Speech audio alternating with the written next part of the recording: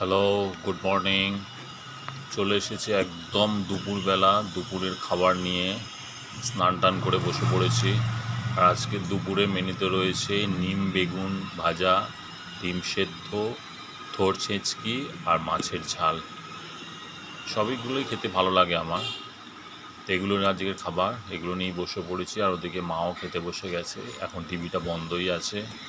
আর এদিকে ভ্যানিলা ঠিক আমার পায়ের কাছে বসে আছে, মানে আমার খাওয়া হয়ে গেলেই ওকে খেতে দিতে হবে।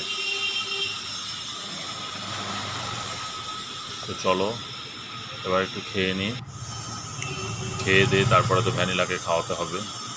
তবে আজকে তরকারিটা একটু ঝাল হয়েছিল, তাই জন্য আমি খুব বেশি ভাত খেতে পারিনি।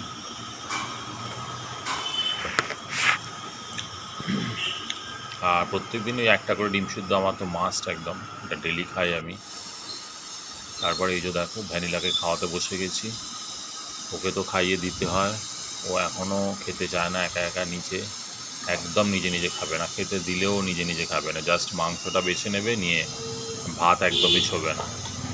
তাই জন্য ওকে ভাত মাংস মাখিয়ে ওকে খেতে দিতে হয়, এবং এটা আমারই ডিউটি, আমি ওকে খেতে দিই। আর আমি খেতে দিলেও পুরোটাই খেয়ে নেয়, আর নইলেও ভীষণ পরিমাণে নষ্ট করে, তাই জন্য আমি ওকে খেতে দিই।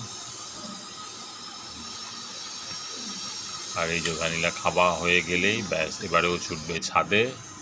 ছাদে ওর যেটা খাবার পরে যেটা করা সেটা করে নেবে, ব্যাস তারপরে করে ও নিচে চলে আসবে।